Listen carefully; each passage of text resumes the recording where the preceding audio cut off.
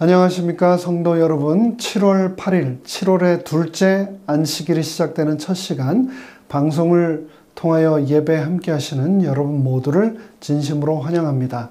지난 한 주간도 건강하고 평안하셨습니까? 연휴가 끼어있던 지난 주말을 보내고 이제 본격적인 더위 속으로 들어가게 되는데요. 무더운 여름 건강에 특별히 유의하셔서 어려움 당치 않게 되시기를 간절히 바랍니다. 오늘 안식일 이제 시작되는 첫 시간 준비된 찬양들을 우리가 세상의 모든 근심과 걱정을 내려놓고 온 마음과 정성으로 이 찬양의 시간에 동참함으로 우리의 영혼이 충만해지는 축복의 시간 되시기를 바랍니다. 다 함께 찬양하시겠습니다.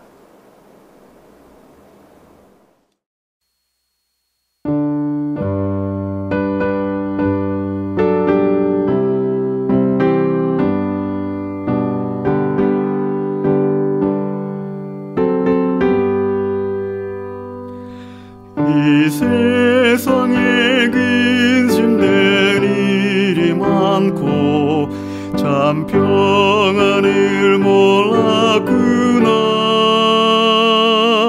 내 주 예수 날 불러오라시니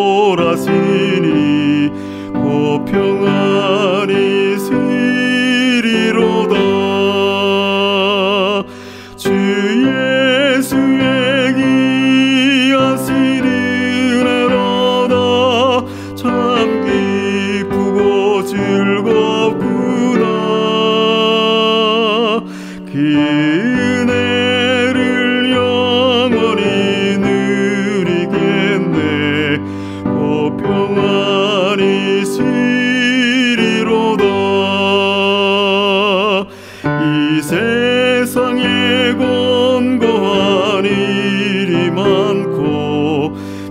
쉬는 날 없었구나.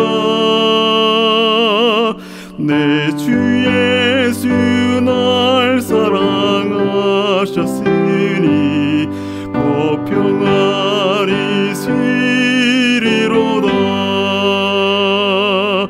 주 예수의 귀하신 은혜로다. 참 기쁘고 즐겁구나. 그 은혜를 영원히 누리겠네. 곧 평안히 쉬리로다. 이 세상에 죄악된 일이 많고 참 죽을 일 쌓였구나. 내 주 예수 날 건져 주셨으니 곧 평안히 쉬리로다. 주 예수의 귀하신 은혜로다. 참 기쁘고 즐겁구나. 그 은혜를 영원히 누리겠네. 곧 평안히 쉬리로다.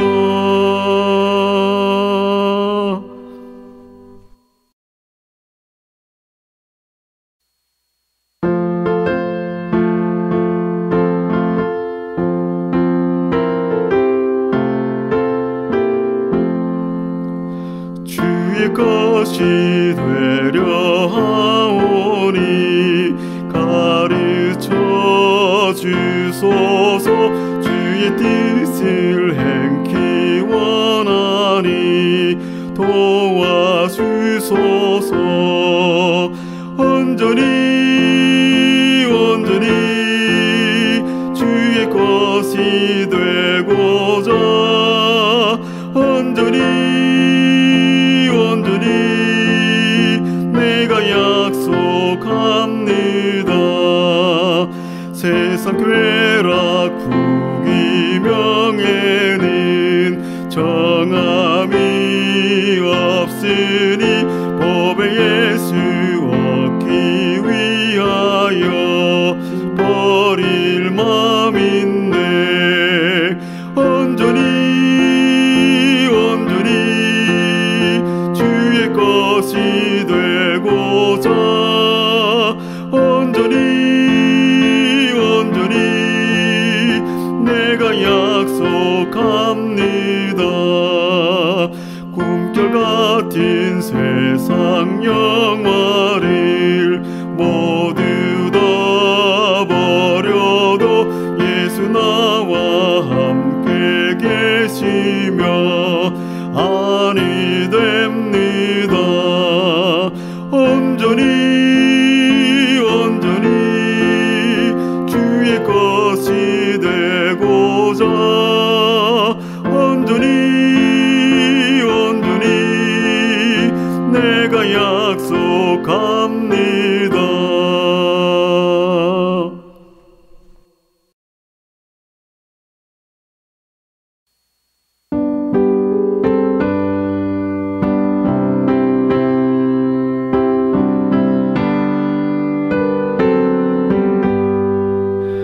내 영혼 주의 은혜로 죄짐을 벗어버리니 이 슬픔 많은 세상도 기쁨의 천국 되도다.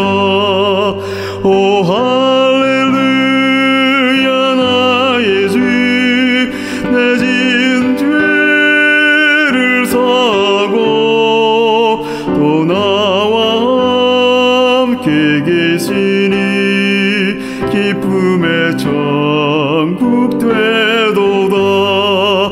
주 얼굴 뵙기 전에는 참 멀어 뵈던 천국이 내 맘에 날마다 더욱 가깝네. 오 할렐루야 나의 주, 내 지은 죄를 사하고 또 나와 함께 계시니 기쁨의 천국 되도다.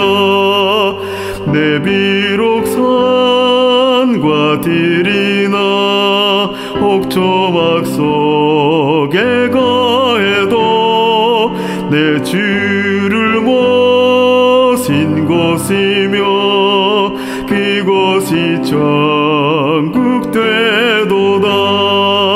오 할렐루야 나의 주, 내 지은 죄를 사하고 또 나와 함께 계시니 기쁨의 천국 되도다.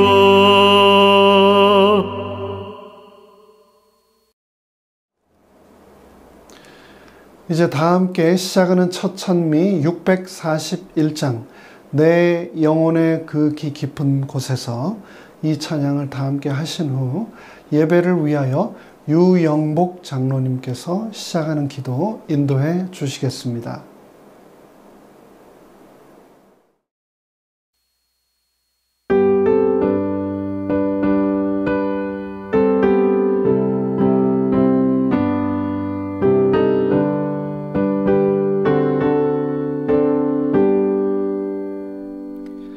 내 영혼의 그 깊은 데서 맑은 가락이 울려나네.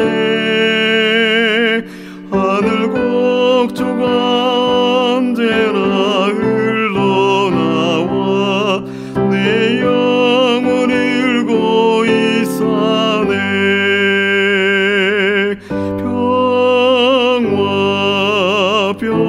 평화로다 하늘 위에서 내려오네. 그 사랑의 물결이 영원토록 내 영혼을 덮으소서. 내 맘속에 솟아나니 평화는 깊이 묻힌 보배로다. 나의 보화를 캐내어 가져갈 자 그 누구도 없으리라.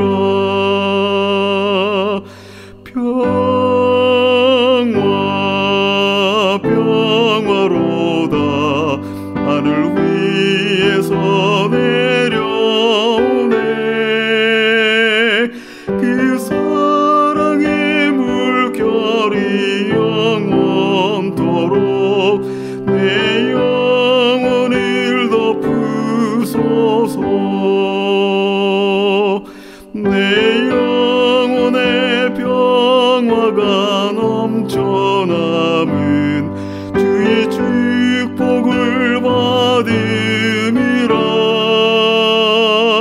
내가 주여 너 주님과 함께 있어 내 영혼이 편히 쉬네.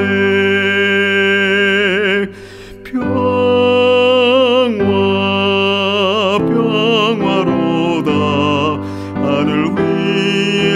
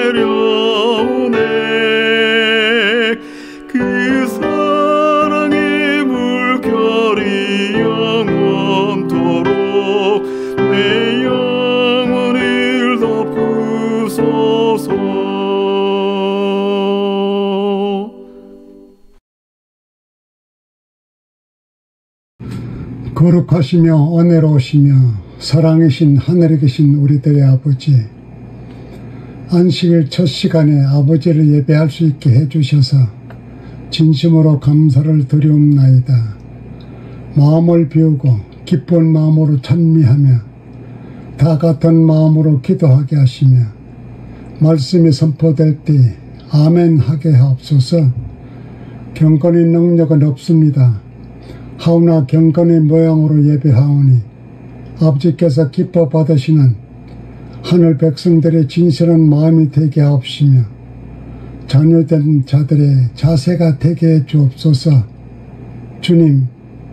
주님께서 사랑하시는 킨주교회 아버지께서 세우시고 이끄시며 보호하신 가운데 있사오니 하나님 아버지께서 주관하시고 인도하셔서 교회로서 맡겨진 사명을 온전히 이루는 아름다운 교회이게 해주시고 맡은 자들이 책임있게 일하며 최선을 다하는 교회, 서로 돌아보며 서로 격려하며 피를 채우는 교회, 사랑으로 이웃에게 쓸 것을 공급하는 교회, 지역사회에서 꼭 필요한 교회, 하늘의 말씀을 바로 전하는 교회, 목사님을 중심으로 앞에서 끌고 뒤에서 미는 한마음된 교회 되게 해주세요.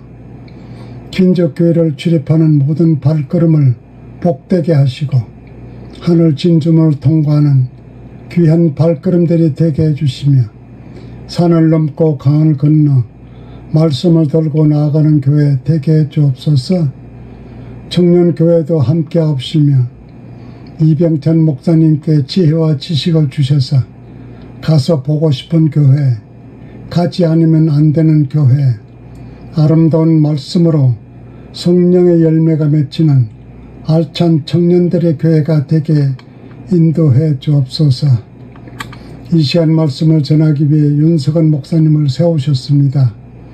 세우신 목사님 위에 성령님 임하셔서 말씀의 능력 주시고 힘 주셔서 죄인을 회개하게 하시고 우리의 소망이 하늘로 향할 수 있도록 하옵시며 백성들이 하늘에 합당한 모습으로 꼴지어지는 귀한 한 시간 되게 인도하여 주옵소서.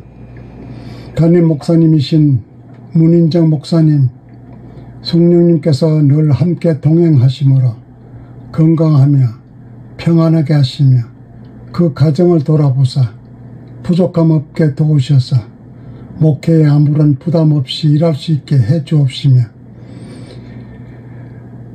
그 여정을 하나님께서 주관하여 주심으로 평안한 주의 종의 삶이 되게 인도해 주옵소서. 예배의 시종을 주님께 있다 하오니 이 예배가 하나님 앞에 영광이 되게 해 주시옵기를 우리를 사랑하시는 그리스도 예수님 귀하신 이름 의지하여 간절히 기도드리옵나이다. 아멘.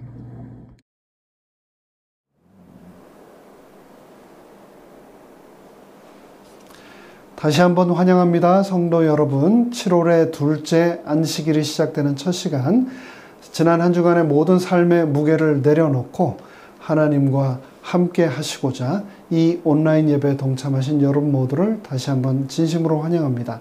지난 안식일에 이어 테네시에 있는 내시빌 교회를 섬기시는 윤석원 목사님께서 이 시간 또 하나님의 말씀을 대언해 주시겠습니다. 세상의 모든 근심과 걱정을 내려놓으시고 말씀에 집중하고 또 몰입하심으로 생명의 양식을 충만히 취하는 우리 모두가 되기를, 축복의 시간 되기를 간절히 바랍니다. 이제 다 함께 준비된 말씀 속으로 들어가도록 하겠습니다.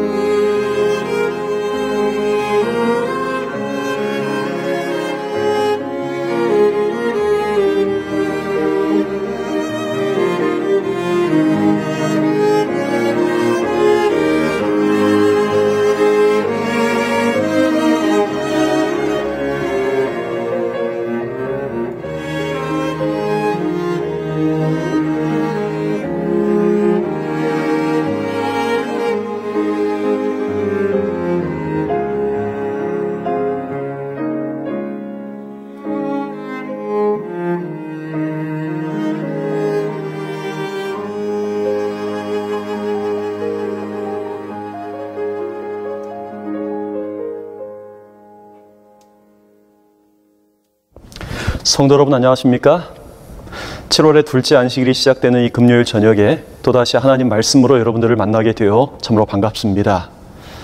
저는 이번 7월 한 달 동안 요한복음 15장의 말씀을 통하여 우리가 그리스도와 어떻게 실제적인 관계를 맺고 살아가는지, 그리고 그 실제적인 관계를 통해서 우리가 어떤 영적인 열매를 맺는 삶을 살 수 있게 되는지에 대하여 함께 살펴보고 있습니다. 오늘은 그 두 번째 시간으로 두 종류의 거함이라고 하는 그런 제목으로 하나님 말씀을 나누려고 합니다.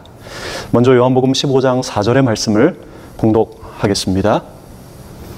내 안에 거하라, 나도 너희 안에 거하리라. 가지가 포도나무에 붙어 있지 아니하면 절로 과실을 맺을 수 없음같이 너희도 내 안에 있지 아니하면 그러하리라. 아멘. 저는 지난 시간에 두 종류의 가지에 대해서 살펴보았습니다. 한 가지는 포도나무에 실제적으로 연결되어 있기에 그와 똑같은 열매를 내는 가지입니다. 다른 가지는 겉보기에는 연결된 것 같지만 실제로 생명적인 관계로 연결되어 있지 못하기에 과실을 전혀 맺지 못하는 가지였습니다. 그런데 이 두 번째 가지의 경우 과실을 맺지 못하면서도 예수님 안에 붙어 있는 가지가 있을 수 있다는 말입니다. 언제까지 그런 일이 있을까요? 그것은 농부이신 하나님께서 그 가지를 잘라낼 때까지 있는 것입니다. 그런데 여러분, 이것은 가지인 척하는 가짜 가지를 말하는 것이 아닙니다. 예수님은 이 말씀 가운데 분명히 무릇 나에게 있는 가지라고 말씀하고 계십니다. 그러므로 그 가지는 예수님에게 붙어 있는 가지입니다. 예수님에게 붙어 있지만 열매를 맺지 못하는 가지인 것이죠. 여러분, 예수님의 12 제자 중에 유다가 바로 그런 예입니다. 여러분, 유다는 예수님의 12 제자 중에서 유일하게 스스로 예수님을 찾아온 제자입니다. 그는 다른 제자들과는 달리 학문과 지식이 많은 사람이었습니다. 그는 다른 제자들보다도 세상에 대한 견문이 넓었고 분별력과 실행력을 가진 그런 사람이었습니다. 예수님의 제자 중에 세리 출신의 마태가 있었음에도 불구하고 마태가 아닌 유다가 예수님의 복음 제정을 맡았던 사실은 유다의 능력이 다른 제자들 사이에서도 확실히 인정을 받았음을 암시해 주는 대목이라고 할 수 있습니다. 한마디로 유다는 다른 부류의 제자들과는 좀 수준이 달랐던 사람입니다.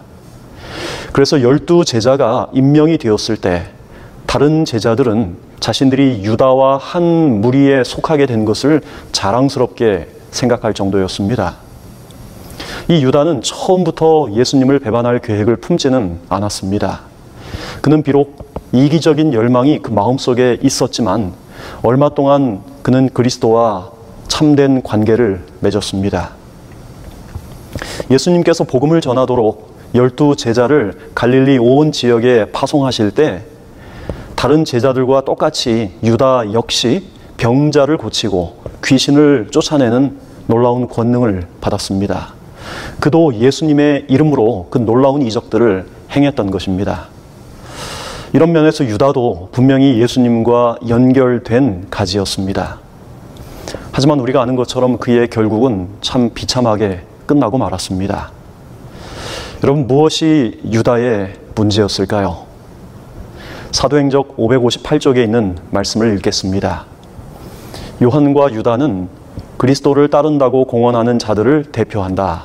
이 두 제자는 모두 거룩한 모본을 연구하고 따를 수 있는 동일한 기회를 가졌었다.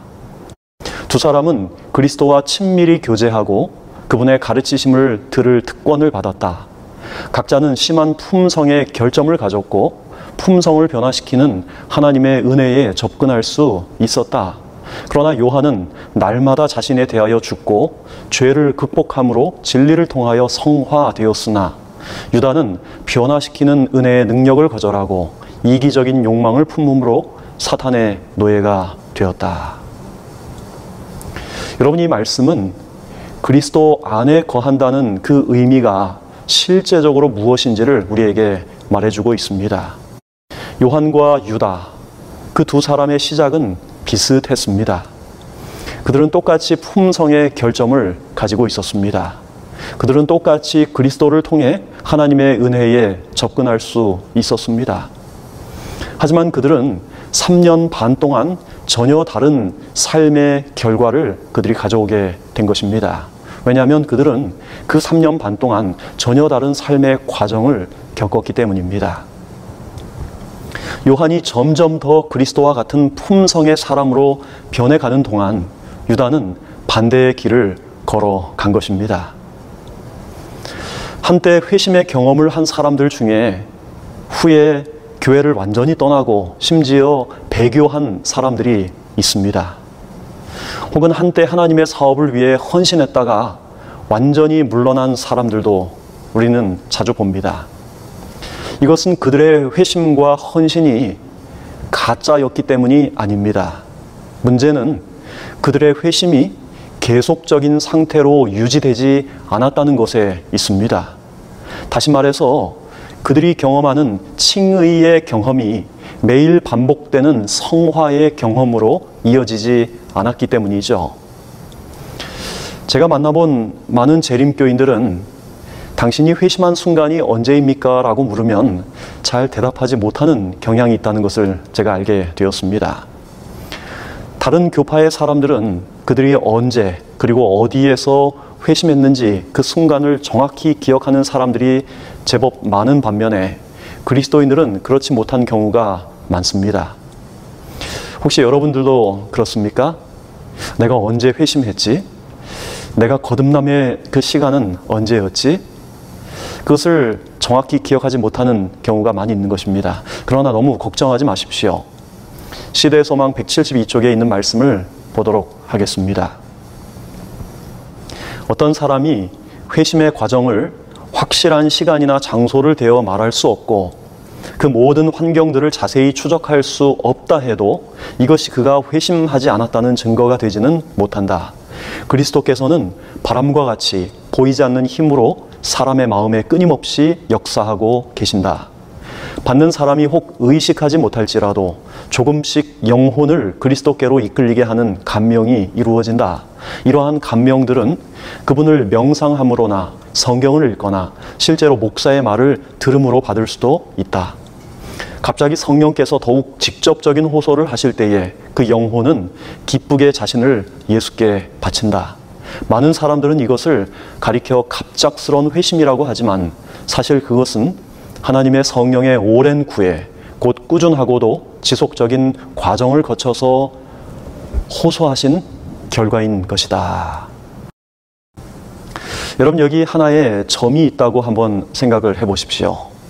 그리고 이 하나의 점이 예수님을 받아들임으로 회심한 순간이라고 생각해 보십시오. 어떤 사람은 이 점의 경험이 매우 선명하고 굵어서 그 순간을 잘 기억하는 사람이 있습니다. 하지만 어떤 사람은 그렇지 못한 경우도 있습니다. 그런데 여러분, 이 점들이 아주 여러 개 모여서 이루어지는 것이 바로 하나의 선이죠, 선. 저는 이 기다란 선이 성화의 과정이라고 생각을 합니다. 그러므로 성화는 한 개 한 개의 점의 경험, 칭의의 경험이 무수히 많이 모여서 이루어지는 그 과정이지 그게 결과는 아니라고 하는 것입니다. 즉 무수하게 반복된 회심의 경험이 성화의 큰 과정을 부분적으로 이루어가고 있는 것이죠. 이런 면에서 칭의와 성화는 마치 두부를 자르듯이 그것을 명확하게 분리할 수 없는 것입니다. 그래서 바울은 빌립보서 3장 12절에서 이렇게 고백을 하고 있지요. 내가 이미 얻었다 함도 아니요 온전히 이루었다 함도 아니라 내가 오직 그리스도 예수께 잡힌 바 된 그것을 잡으려고 쫓아가노라. 형제들아, 나는 아직 내가 잡은 줄로 여기지 아니하고 오직 한 일, 즉 뒤에 있는 것은 잊어버리고 앞에 있는 것을 잡으려고 표대를 향하여 그리스도 예수 안에서 하나님이 위에서 부르신 부름의 상을 위하여 쫓아가노라. 아멘. 한 번은 어떤 재림교인으로부터 이런 말을 들었습니다. 목사님, 재림교회의 구원관이 너무 버겁게 느껴집니다. 십자가에서 죄에 대한 용서와 구원이 다 이루어졌으면 됐지 뭐가 더 남아있나요? 왜 우리 재림교회는 먹는 문제를 포함해서 구약의 율법에 그렇게 매여 살아야 합니까? 전 좀 자유롭게 신앙생활을 하고 싶습니다. 라고 하는 말이에요. 여러분도 이런 말을 종종 들어보지 않았습니까? 혹시 이 말씀을 듣는 여러분도 이런 생각을 한 번쯤은 해보지 않으셨습니까? 제가 이 질문을 받고 제법 고민을 많이 했습니다. 그러다가 실물 교훈에서 제 눈을 의심하게 할 만한 그런 구절을 읽게 되었습니다. 실물 교훈 155쪽에 있는 말씀인데요. 구주를 받아들인 사람들이 아무리 진실하게 회개했다 할지라도 우리는 그들이 구원을 받았다는 말을 해주거나 그러한 생각을 갖도록 가르쳐서는 안 된다. 그렇게 하는 것은 그들을 그릇 인도하는 것이 된다. 혹시 이 방송을 듣는 여러분들 중에서도 제가 읽은 이 말씀이 참 부담스럽게 여겨지는 분들이 있을지도 모릅니다. 아무리 진실하게 회개했다 할지라도 그들이 구원을 받았다는 말을 해주거나 그런 생각을 갖도록 가르쳐서는 안 된다는 거예요. 여러분, 만약에 여러분들이 이 말씀이 마음속에 좀 걸림이 된다면 여러분들이 구원의 양면성이 있다는 사실을 잊지 말아야 합니다. 그게 무슨 말인가요? 먼저 예수께서 모든 인류를 위해서 십자가에서 이루신 구원, 즉 보편적인 구원이 있습니다. 그것은 모든 사람들의 죄를 위해 대신 죽으신 예수께서 모든 인류를 위해서 이루어 놓으신 큰 구원입니다. 시편 31편 19절의 말씀의 표현을 빌리면 그것은 하나님께서 예수 그리스도를 통하여 쌓아두신 은혜입니다. 그런데 그 구원이 모든 사람에게 효력이 있는 것은 아닙니다. 제 말을 오해하지 마십시오. 그 구원은, 예수께서 이루신 그 구원은 그것을 대하는 사람들의 개인적인 선택에 따라 달라진다고 하는 것이죠. 만약 어떤 사람이 예수님이 십자가에서 이루신 희생과 사랑, 그리고 죄 용서에 깊이 감동이 되어 예수를 개인의 구주로 영접을 하면 예수께서 이루어 놓으신 그 보편적인 큰 구원은 그 사람의 개인적인 구원이 되는 것입니다. 그 순간 그의 마음속에 하나님의 은혜의 왕국이 시작이 되는 거예요. 그런데 그 하나님의 은혜의 나라는 한 번 건설되면 끝나는 것이 아니라 그 사람의 마음속에서 점점 자라나고 확장되어져서 마침내 그 사람 전체를 변화시키는 것입니다. 여기에 성령의 역할이 아주 필수적이죠. 예수님은 이것을 겨자씨가 자라나서 큰 나무가 되는 겨자씨의 비유로, 또 밀가루 반죽에 들어가서 그 전체를 부풀게 하는 누룩의 비유로 설명을 하고 계십니다. 그러므로 어떤 사람이 진실한 회심을 경험했을지라도 그 회심의 경험을 성령의 능력을 통해서 매일매일 유지하지 않으면 그 사람은 결국 유다가 걸어간 길을 걸어가게 되어 있는 것입니다. 누가복음 11장 24절부터 있는 말씀을 좀 보도록 하겠습니다.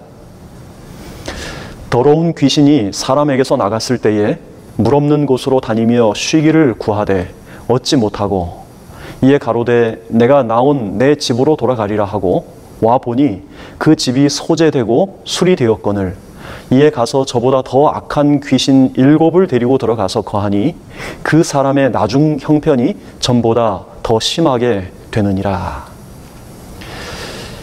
여기 한 사람이 있습니다. 그는 한때 아주 더러운 귀신에 사로잡혀 있던 사람으로 사탄이 거하는 처소였던 사람이었습니다. 그런데 예수께서 그 사람으로부터 더러운 귀신을 내어 쫓으셨을 때 그 사람의 마음속에 하나님의 은혜의 나라가 시작이 된 것입니다. 그 집이 깨끗하게 소재되고 수리된 것입니다. 하지만 그 후에 그곳에 더 악한 귀신 7이 들어가자 그 사람의 형편이 처음보다 더 심하게 되었다는 것입니다. 여러분, 무엇이 문제일까요? 지금 이 사람은 한번 구원을 받음으로 그 집이 깨끗해졌지만, 그래서 그 마음속에 하나님의 은혜의 나라가 시작이 되었지만 그 집을 그리스도의 은혜로 계속 채우지 않고 빈 상태 그대로 두었기에 더 악한 귀신이 그에게 들어가게 된 것입니다. 그래서 그 사람은 더 큰 절망적인 상태에 빠지게 된 것이죠. 마찬가지입니다. 한번 구원을 받은 사람이 매 순간 하나님의 은혜로 그 거듭남의 경험을 유지하지 않으면, 그 마음속에 하나님의 은혜로 계속 채워서 하나님의 은혜의 나라가 그 속에서 계속 커지도록 허락하지 않으면 그 사람은 반드시 더 큰 어두움에 빠질 수 있게 된다는 말입니다. 이런 면에서 요한복음 15장은 한번 구원받으면 영원히 구원받는다라고 하는 기독교에 널리 퍼진 잘못된 가르침의 문제를 아주 진지하게 다루고 있는 것입니다. 요한복음 15장 4절의 말씀을 다시 한번 보도록 하겠습니다. 내 안에 거하라. 나도 너희 안에 거하리라. 가지가 포도나무에 붙어있지 아니하면 절로 과실을 맺을 수 없음 같이 너희도 내 안에 있지 아니하면 그러하리라. 여러분이 포도나무의 비유로 알려진 요한복음 15장 1절부터 17절에서 이 거하다라고 하는 이 단어가 총 11번이 사용이 되었습니다. 굉장히 중요한 단어인 것이죠. 그런데 이 거하다라고 하는 이 말의 헬라어 단어 메노라고 하는 이 단어는 계속해서 장시간 동안 머물러 있다라고 하는 그런 말입니다. 한 번은 아주 지저분한 한 집의 청소를 도와준 적이 있습니다. 온갖 종류의 쓰레기가 그 집을 가득 채워서 정말 발 디딜 틈이 없는 그런 집이었습니다. 그 집은 제법 넓은 집이었지만 사용하지 않는 오래된 물건들이 집을 가득 차지하고 있어서 집주인은 아주 협소한 공간에서 불편하게 생활하고 있었습니다. 교인들과 함께 며칠에 걸쳐 그 집의 쓰레기를 모두 내다 버리고 선반을 짜서 물건들을 아주 깨끗하게 정리해 드렸습니다. 보는 제가 속이 다 시원할 정도였어요. 그런데 얼마 후에 그 집을 다시 방문했을 때 저는 깜짝 놀라고 말았습니다. 왜냐하면 그 집의 상태가 원래의 상태로 완전히 돌아가 있었기 때문이었어요. 저는 그때 생각을 했습니다. 한번 대대적인 청소를 하는 것보다 더 중요한 것은 그 깨끗한 상태를 잘 유지하는 것이 더 중요하다라고 하는 사실을요. 여러분, 우리 마음도 똑같습니다. 한번 회심을 통해서 감동적인 인생의 아주 놀라운 경험을 경험했을지라도 그 회심을 매일 삶 속에서 유지하지 않으면 결국 우리의 삶은 처음으로 돌아갈 수밖에 없다는 것입니다.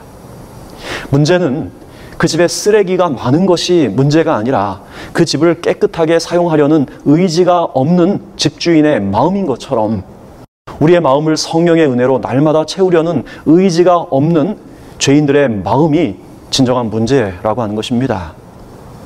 이런 면에서 성화라고 하는 것은, 그리고 그리스도 안에 거한다라고 하는 개념은 그저 한 번 이루어지는 일이 아니라 일생을 통해서 이루어져야 할 가장 중요한 사업이라고 할 수 있는 것이죠.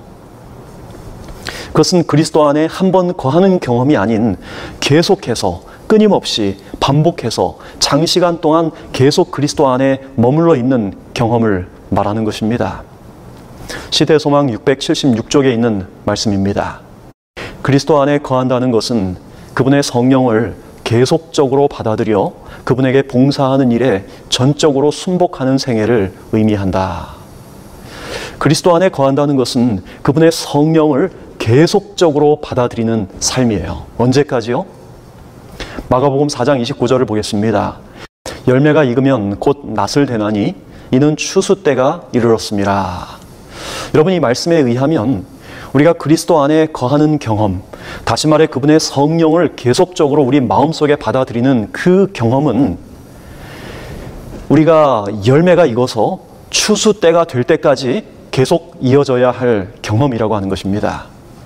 그런 면에서 우리는 바울처럼 이미 얻었다 함도 아니요, 이미 이루었다 함도 아닌 표대를 향하여 계속적으로 전진하는 생애를 살아가야 하는 것입니다. 그것은 우리 힘으로가 아닌 성령의 도우심을 통하여 계속 전진하고 전진하는 생애를 살아야 하는 것입니다. 여러분, 사복음서의 말씀을 우리가 잘 살펴보면 예수님의 삶을, 그분의 삶의 모습을 우리가 확인할 수가 있죠. 예수님은 아주 고단한 생애를 사셨습니다. 매일매일마다 그분께 몰려오는 그 사람들을 만나시기 위해서 그분은 대단히 피곤하고 분주한 삶을 사셨습니다. 그런데 예수님은 그런 사람들에게서 홀로 떠나 계실 때 언제나 하나님께 교제하는, 하나님께 나아가는 그런 시간들을 가졌다고 하는 것이에요. 아침마다 예수님은 하늘 아버지와 교통하셨고 매일마다 새로운 성령의 침례를 그분이 받으셨어요. 여러분, 마리아가 예수님을 잉태하였을 때 성경은 성령으로 그를 잉태하였다고 기록합니다. 그리고 예수께서 요단강에서 침례를 받으셨을 때 성령이 비둘기같이 그 위에 강림하셨다고 성경은 기록합니다. 그럼에도 불구하고 예수님은 매일마다 성령의 침례를 받기 위해서 자주 감람산의 기슭에서 밤 이슬을 맞으며 하나님 앞에 기도하셨습니다. 왜 그러셨을까요? 그분에게 맡겨진 사명을 감당하기 위해, 그리고 그분에게 다가오는 사람들에게 하늘의 은혜를 나누어 주기 위해서. 그분은 이 땅에 사신 한 포도나무로 하늘을 의지하면서 사셨기 때문에 그렇습니다. 만약 예수께서 매일 성령의 새롭게 하심이 그렇게 그분의 삶 속에 절실하게 필요했다면 연약하고 죄가 많은 우리에게 얼마나 그 경험이 더 필요할까요? 여러분은 헨리 포드와 찰리 스타인매츠의 이야기를 들어보셨을 것입니다. 하루는 포드의 자동차 공장의 발전기가 고장이 나서 공장 가동이 완전히 중단이 되었습니다. 포드는 전기 수리공들을 불렀지만 도저히 원인을 찾지 못했습니다. 그러자 그는 그 당시 가장 기술이 좋은 아주 훌륭한 찰리 스타인매츠를 부른 것입니다. 찰리 스타인매츠는 한참 동안 그 포드의 발전기 이곳저곳을 살펴보면서 망치로 발전기의 이곳저곳을 두드리더니 전기 스위치를 올렸습니다. 그러자 거짓말처럼 발전기가 다시 돌아갔고 공장이 다시 정상 가동되었습니다. 며칠 후에 헨리 포드는 찰리 스타인매츠로부터 $10,000,000의 수리비 청구서를 받게 되었습니다. 망치로 몇 번 발전기를 두드린 것 치고는 너무 청구 금액이 크다고 생각한 포드는 그 청구서에 이렇게 쓴 메모를 붙여서 다시 돌려보냈습니다. 찰리, 이 청구서의 금액은 당신이 그 발전기의 모터를 두드려가며 몇 시간 일한 것에 비해 너무 비싼 것이 아닙니까? 그러자 스타인매츠는 똑같은 청구서를 다시 보내면서 이런 메모를 추가했습니다. 모터를 두드리며 일한 공임 $10, 그리고 어디를 두드려야 할지를 알아낸 것 $9,990, 합계 $10,000,000. 우리 사랑하는 성도 여러분, 오늘 우리의 문제는 무엇인가요? 교회에서 더 많은 복무사를 하지 않는 것이 아니라, 성경에 대한 지식을 더 많이 갖지 못한 것이 아니라, 드라마틱한 한 번의 회심의 경험이 내 기억 속에 없는 것이 아니라, 매일의 삶 속에서 성령의 실제적인 임재를 경험하지 못하고 사는 우리의 삶이 아닐까요? 좀 더 예모 있는 그리스도인의 예절이 부족한 것이 아니라 내 안에 그리스도께서 살아계시지 않는 것이 진짜 오늘 우리의 문제가 아닐까요? 우리 재림교회 믿음으로 말미암는 의에 대해서 아주 깊이 있는 통찰을 제시한 모리스 밴데는 이렇게 말을 했습니다. 그리스도인의 생애의 노력은 결코 열매를 향한 것이 아니라 언제나 거하려는 것이 되어야 합니다. 또한 그것은 결코 의를 생산하기 위해 애씀이 아니라 포도나무 안에 거하는 주님과의 교제를 위한 노력이어야 하며 결코 선해지고자 애쓰는 노력이 아니라 주님과 연결되어 지내고자 하는 노력이어야 합니다. 우리 사랑하는 성도 여러분, 오늘 우리는 이런 질문을 해야 합니다. 내 기도는 산 믿음으로 하나님께 올라가고 있는가? 우리는 마음의 문을 하늘로 열어서 사탄이 들어올 수 있는 모든 수단을 막아버리고 있는가? 우리는 그리스도의 의 가운데에서 서기 위하여 날마다 보다 더 밝은 빛과 보다 더 밝은 능력을 얻고 있는가? 우리는 우리의 마음에서 모든 이기심을 없이 한 후에 하늘로부터 오는 늦은 비를 맞기 위해 준비하고 있는가? 누가복음 17장 11절부터 있는 말씀을 보면 예수께서 한 마을에 들어가실 때 멀리에서 10명의 문둥병자들이 예수를 보고 외쳤습니다. 예수여, 우리를 긍휼히 여기사 고쳐주소서. 예수께서 그들을 보시고 가서 제사장들에게 너희 몸을 보이라고 말씀을 하셨죠. 그런데 성경은 매우 흥미로운 구절을 소개합니다. 누가복음 17장 14절, 저희가 가다가 깨끗함을 받은지라. 여러분, 보통의 경우는 예수께서 그 자리에서 즉시 도움을 구하는 사람들을 그 자리에서 즉시 치유해 주셨습니다. 그런데 이 10명의 문둥병자들은 제사장에게 가는 도중에 고침을 받은 것이에요. 저는 이 스토리가 성화의 과정에 대한 하나의 인사이트를 준다고 생각을 합니다. 여러분, 우리 모두는 영적으로 죄라는 치명적인 문둥병에 걸렸습니다. 우리 스스로 할 수 있는 힘이 전혀 없는 것입니다. 우리는 모두 하늘에 계시는 대제사장이신 그리스도를 향해서 하늘로 가는 순례 여행객들입니다. 각자가 어떤 지점까지 와 있는지는 서로 다릅니다. 출발한 지점도 다르고 서로 도달해 있는 지점도 다릅니다. 하지만 하늘로 향하여 가는 그 여정의 어느 순간 우리는 하늘로 가는 그 여정의 그 노정 속에서 구원을 받게 된다는 것입니다. 그 순간이 언제일지 우리는 모릅니다. 분명한 것은 하나님께서 그 시간을 아시며 우리의 매일의 삶 속에서 그분의 품성이 우리에게서 맺히도록 주님과 연결되도록 성령께서 역사하고 계신다라고 하는 사실입니다. 성도 여러분, 우리는 가다가 구원을 받는 것입니다. 우리가 완전히 도달하고 완전히 이루었다는 그 지점이 있는 것이 아니라 매일매일의 삶 속에서 주님과 더불어 교제하는 그 성화의 과정의 그 어느 순간 구원을 받게 되는 것입니다. 언제 그런 일이 있을까요? 실물교훈 69쪽에 있는 말씀을 읽고 오늘 말씀을 마치겠습니다. 그리스도께서는 당신의 교회 안에 당신을 나타내 보이시기를 간절히 바라신다. 그리스도의 품성이 그분의 백성들 속에 완전하게 재현될 때에 그분은 당신의 것을 찾으시려고 이 땅에 강림하실 것이다. 아멘.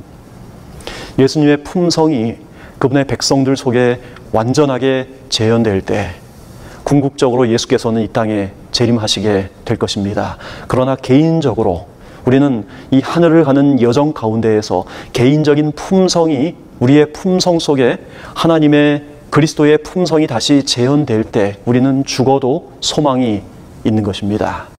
오늘 이 안식일 다시 한번 우리 스스로 할 수 없는 그 일들을 우리 안에서 이루어 주시는 성령의 그 능력에 다시 한번 우리의 마음을 굴복하는 그런 시간이 되기를 간절히 소망합니다.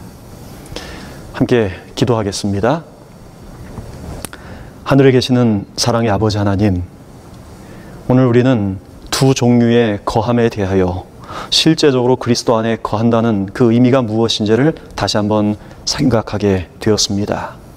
하나님, 우리의 삶이 참으로 연약하고 부족할지라도 날마다 성령과 동행하는, 그리하여 우리의 삶이 실제적으로 그리스도와 연결된 삶을 살 수 있도록 인도하여 주시옵소서. 하나님, 우리는 이 멀고 긴 순례의 여정 그 어느 순간 가다가 구원을 얻게 될 것입니다. 그때까지 우리는 이루었다 함도 아니고 또 내가 도달했다 함도 아닌 그런 삶을 살아가게 될 것입니다.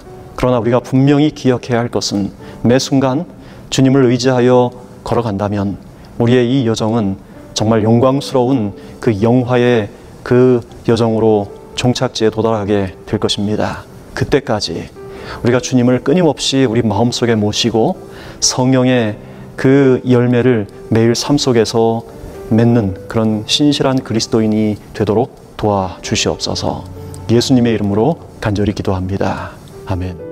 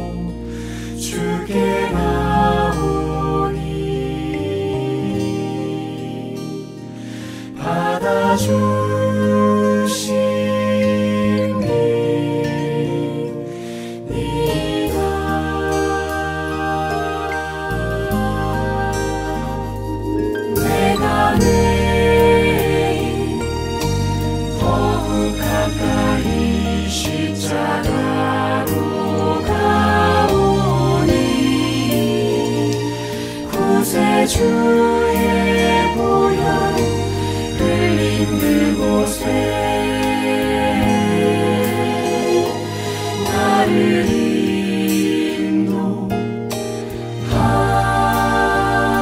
인도하소서.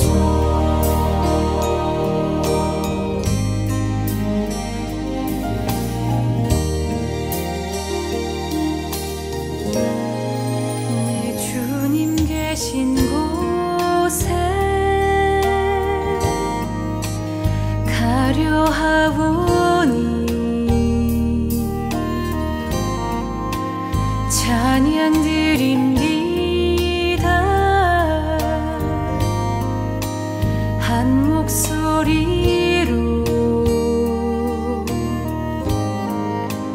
거룩한 곳 올라가 내 손과 몸을 여시고 주의 보좌 주의 영광으로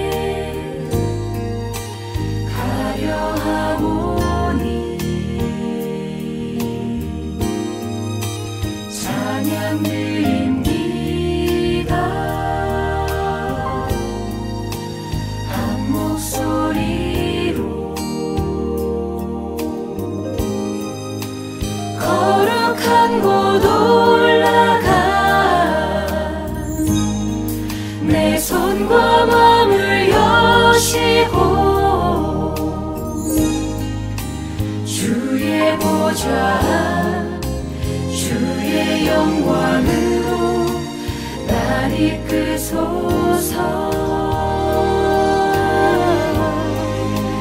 날 이끄소서